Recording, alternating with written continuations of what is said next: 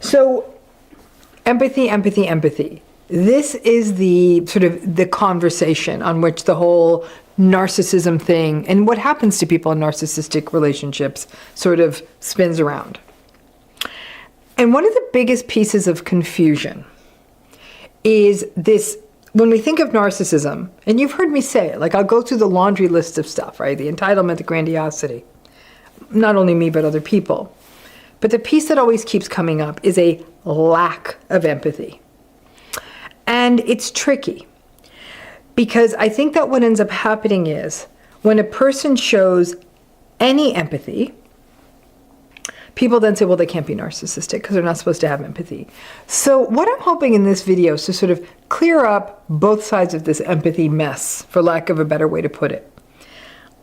I'm going to start by talking about the low empathy stuff, right? Empathy is so important. It's how we connect. It's how we feel heard. It's how we feel seen. On our very worst days, if somebody is empathic toward us, it's a game changer. It could be what makes that day feeling like one of the worst days we've ever had to feeling like, okay, I'm going to get through to the other side. It is necessary for attachment. It is necessary for healthy development. It is necessary for healthy relationships. So where empathy goes south, though, is very much in these narcissistic and narcissism adjacent relationships. But there's a lot of ways that empathy can kind of spin out in different directions. And I can see that this is what's confusing, what's become an incredibly confused conversation about narcissism, particularly in social media spaces. So let's talk about what happens to empathy and narcissism first. When you have a narcissistic person, they don't lack empathy. It's not like their empathy doesn't exist. They have something that's typically called cognitive empathy, okay? Cognitive empathy is understanding, intellectually understanding someone's emotions. So it would be the kind of thing where you hear somebody's mother died that they loved. Somebody's mother died. You would understand, not knowing that person, having no relationship with them, that they're sad or they're upset. Right? You understand. I understand why they feel that way. And any of you who've ever been in a narcissistic relationship would get thrown like, you understand why I feel that way? Cognitive empathy almost doesn't feel like empathy. It's like the Splenda of empathy. Kind of tastes a little bit sweet, but it's not really sugar. It feels like empathy because like someone's kind of describing your emotion correctly, but it doesn't feel connected. The other problem with narcissism is not only whatever empathy you see, cognitive empathy, it tends to be relatively low. And even again, that because cognitive empathy doesn't really feel like the real thing, but it's typically not what it needs to be, even though it's not completely absent. And it's variable. And that variable part is what throws people off. Because many people will say, I can't say they lack empathy because early in our relationship this, or after they got that promotion and we went on that vacation that. When narcissistic people, when things are going exactly the way they want them, and I mean exactly the way they want them, they're getting the praise, the admiration, the validation, that sense of specialness is being achieved in their lives. They get a bonus, they get a lot of money, they get the house they want, some material thing, whatever it may be, just attention for something, fame, call it what you will. When that's happening, they're having an A+ day. And when they're having an A+ day, they can sometimes feel really attuned. There's sort of a kind of an excitement that sort of takes them over. They're happy, like we say it, well supplied. And when that happens, they can actually almost attend to what someone else is going through and almost have it feel like they care. And those of you who've especially been in mild and moderate narcissistic relationships, you've seen this happen over and over again. So it's like, gosh, there's times like they have no empathy at all, but I must be reading this wrong because they were actually really nice 2 weeks ago when we were on that vacation. That kind of like woo of empathy, that kind of sine wave up and down, call it what you will. That's very much a hallmark of narcissism. Now, the more severe the narcissism gets, the more consistently low the empathy is, okay? But when you're in that mild to moderate range, especially that cognitive empathy, it's around. Also, when we talk about narcissistic folks, we get into some of that dark empath territory. And the dark empath is somebody who looks empathic, again, that cognitive empathy. But the empathy is actually even more manipulative. Like they're empathizing with you, but it almost feels like they're getting data from you, and they learn what's wrong, what is upsetting for you, and they learn what triggers you, and they learn what matters to you. And then what you'll end up finding is that the empathy sort of melts into a manipulation. And so they will learn, for example, that, I don't know, certain holidays matter to you a lot, right? And so they will maybe even make a really big deal about that holiday, but then they may also turn around and say, what are you, like 6? Like, why does Christmas matter so much to you? So it's like a boom, boom. They'll pay attention to it in a way that matters, but then they'll use it as a weapon. Another might be, and this is probably a more key example we see in narcissism and why so many people get drawn into these relationships. You'll meet someone and they'll learn pretty early on how you're sort of a little, I don't know, maybe have, you doubt your intelligence, or you doubt how smart you are. You have low self-esteem around that. And maybe it's because a family of origin kept poking fun of you, at you, or telling you you were dumb, whatever the reasoning is. And maybe you're going to school, graduate school or law school or something like that. And the narcissistic person during the love bombing phase will say things like, I can't believe your family never thought you were smart. Like, you're a genius. You're totally brilliant. I can't believe, I mean, you're so amazingly smart. If that's your thing, there's no love bomb that's more powerful than that, right? Saying to you the thing that sort of hits that vulnerability. Here's where it gets tricky. The dark empath piece then becomes, let's say then, time goes on, you finish school, you get a great job, right? But that job is either going to mean you have to move a little farther out, or the hours are going to be tough, whatever it may be. Now the narcissistic person will say, "Whoo, I know you're really smart. Like, you sure you're going to be able to handle this one? Like, this feels like it's going to be really demanding." It feels like concern, but now they're doubting this variability that they were once praising. So that dark empath stuff, very much a signature move of narcissistic, especially more severe, malignant narcissistic folks. But the point I want to make there on the empathy with the narcissism is that it's low and it's variable, but it's not absent. So for those of you who are saying, oh, I don't think this person has a narcissistic style, maybe it's not that bad, because they are empathic sometimes. They are empathic sometimes is very much a narcissism kind of a signature. But what about these people with no empathy? What are they about? And here's where we get into things like psychopathy. Psychopathy, or being a psychopath, is a very, very, very unusual pattern. These are people who will engage in harm towards other people with absolutely no care, no guilt, or remorse. You're like, oh, no, but narcissistic person hurts me. They do that and they don't care. They actually kind of do, believe it or not. They still do it. But they do feel guilt because they feel shame. They don't want to be, narcissistic people don't want to be viewed as not nice people. It's very important for them to be viewed well. Psychopathic people, not so much. Very callous, cruel, calculated, but there's still that superficial charm and intelligence. That's how they can draw people in. But when we talk about the absence of empathy, we're talking about a pretty low number of people, less than 1% in the population. And it is rare because human beings kind of need empathy to kind of go through the day.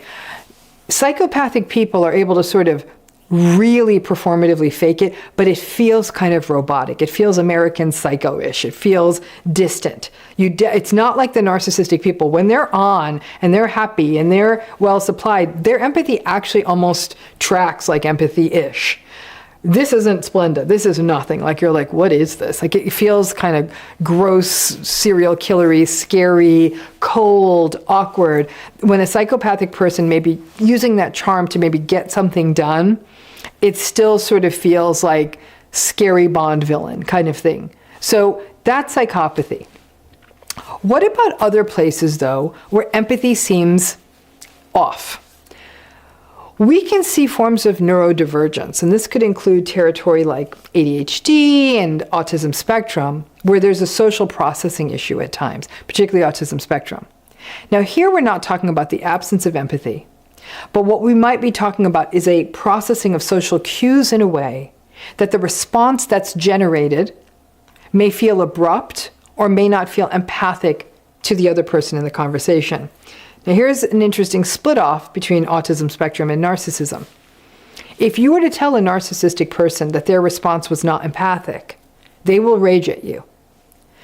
If a person is neurodivergent, autism spectrum being an example, and you then identify to them and say, whoa, that hurt me, that was not empathic, you're much more likely to see the person be contrite and apologetic. Like, I didn't mean that, I'm sorry, I didn't understand. In essence, it's almost like I didn't get it, I didn't understand.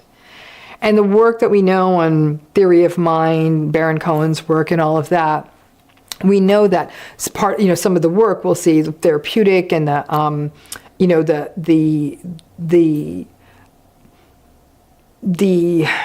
words I want to use here. Some of the ways that folks with autism spectrum may work on this to facilitate relationships for them is to learn that. And what you will sometimes see is a very earnest attempt to not do that again. So it's not, whereas in narcissism, you might see this literally almost a contempt for another person. In something, a neurodivergence like autism spectrum, it's like a not knowing due to a social processing issue in a relationship. The fourth bucket, where we might see less than optimal empathy, is a whole host of other psychiatric issues. Depression, anxiety, post-traumatic stress, various forms of post-traumatic stress, psychotic disorders, addiction. Mental illness can often lead a person to turn very much within, right? These are people who are experiencing despair and struggle and preoccupation. And when those things are happening, the thing that a person's not going to be is attuned to other people. So what we might see then is periods when, for example, if a person is an addict and they're either preoccupied with getting drugs or alcohol, or recovering from the effects of drugs or alcohol, or acutely intoxicated with drugs and alcohol, you're not going to see empathy then. So only in these tiny windows of time, when they're not sort of caught in one of those three states, you may see that, but oftentimes you will not. In a person who's depressed, the rumination and the preoccupation and the apathy, that can, again, it's a preoccupation, it's a turning inward. When we're talking about anxiety, people with anxiety are incredibly preoccupied. They're worried, they're monitoring their environments, they're thinking about the future. That's often going to pull them out of noticing other people. Well, you might even see something similar in something like OCD, where the obsessions and compulsions supersede other people. The need to get to address that discomfort. But in all those cases, especially depression, anxiety, disorders like OCD, we even see in post-trauma, we might see what seems like a diminished empathy, and that can often be because we sort of see this sort of dissociation and numbing that could lead a person to seem like they're cut off from other people, right? And that can be read as a lack of empathy by others. We do know that if a person post-trauma goes through trauma-informed treatment and is able to get out of those dissociated states and more of a regulated state where they're able to feel safe while being present with emotion, we'd see some of that lift, okay? But in most of those states, psychotic disorders, depression, anxiety, OCD, post-traumatic stress, even addiction, there's no contempt for the other person. It's a sort of a preoccupation, and preoccupation characterizes a lot of mental illness, okay? That's all the low empathy stuff. And you can see how this gets messy, because the low variable empathy we see in narcissism is sort of its own kind of confusing animal, because when it's on, it sort of feels like it's really on. And in these other things I'm describing, there's something else going on that very clearly can show you, oh, I see why this is happening. But let's now flip this. What about people who have empathy? One of the big problems is some people have too much empathy. And you're like, how can there be too much empathy? There can be too much empathy. When your empathy out is going to the point of exhaustion, and there's almost none of it coming in, that's too much empathy. When a person feels so empathically over-attuned to other people, Any form of boundary setting feels impossible. Even being in the world feels uncomfortable. Being in public spaces, even noises and things like that in the world, that can feel overwhelming. Feeling so affected by other people that if you were to be in the presence of someone who is having a sad day, you can't break out of it. Like, it actually changes your mood in a significant way. Where you give and give and give because it feels uncomfortable to do otherwise. That can be sort of a too much empathy kind of a situation. And you may actually make sacrifices on your side that would put you in peril. Giving up money, giving up time. You're forever other people's shrink. They call you up, they're willing to give them 3 hours on the phone. But then where's the time for you? And before you know it, you're working late that night or things in your life aren't getting done. Some of you are listening are like, whoa, whoa, whoa, Dr. Ramani. This sounds like you kind of have to be this way to be in a narcissistic relationship. And here's where we see another. So I'm saying this empathy thing's real messy. So we see another split here. There are people who are hyper empathic, who manage to get into narcissistic relationships, and then they get stuck. Heaven help them, because it's constant excuse making and justification, and I feel guilty, and maybe they had a tough childhood, and da-da-da-da. You know, I mean, you all know who you are, right? You've always been this. Now, could this have been a byproduct of growing up with a narcissistic parent or in a traumatizing, adverse childhood circumstance? Yes. Is it possible for some of you it was a temperamental style, like agreeableness gone wild? Sure. Then there's a group, though, where this hyper-empathic way of being could potentially be a byproduct of even an adult narcissistic relationship, where boundaries never worked. Trauma bonding meant you kind of had to be their shrink. You felt like, okay, maybe if I was more empathic, it becomes a strategy versus simply who you are. But then one day you look up and you're like, I just gave away 30 years of my life. So that takes us down to the final landing space, which I wish everyone was like this, because the world would be so boring, but so much better, which is everyone has a healthy level of empathy. And you might wonder, well, what the hell is that? A healthy level of empathy is that capacity to remain emotionally aware and attuned to other people, but also not take it on as a personal burden to fix that for everyone. One of the biggest things we had to do in graduate school was learn that. We spent years, 10 years, learning how to try to help people, but not take it all home. To show up and be trained and be our best therapist there for the hours we were doing it, but also be able to recognize that the zones of my life where you're taking care of your family or you're taking care of your life, that's separate. That sort of separation of I can be present with someone, I can be attuned to someone, but it's not my responsibility to rescue them. That I can set an appropriate boundary because I'm separate from this other person. Healthy empathy does sometimes slow us down. It might mean like, I think I better stay on the phone with this person a little longer. They're going through something. But then it may mean that like, I think I might have to sort of call it on this day. So there's a sort of a self-compassion built into healthy empathy. One of the challenges is I have no doubt that a lot of people who get into relationships, especially with narcissistic or psychopathic people, have healthy empathy. But the only way to survive in the relationship until you understand what these dynamics are is to lean more and more and more and more to an unhealthy empathy, too much of it, to the point it's harming you. And a lot of that is related to trauma bonding and survival and the belief that maybe it can change, and sometimes safety. And I have argued that empathy in some ways is a safety response for people who are in narcissistic relationships, thinking, well, I've got to connect to this person because they're the only game in town. They are my spouse, they're my family member, whatever it is. So the empathy then, turning on that empathy, over-empathizing, having lots of emotional empathy and compassion and all of that will allow you to remain connected to someone you have to be connected to.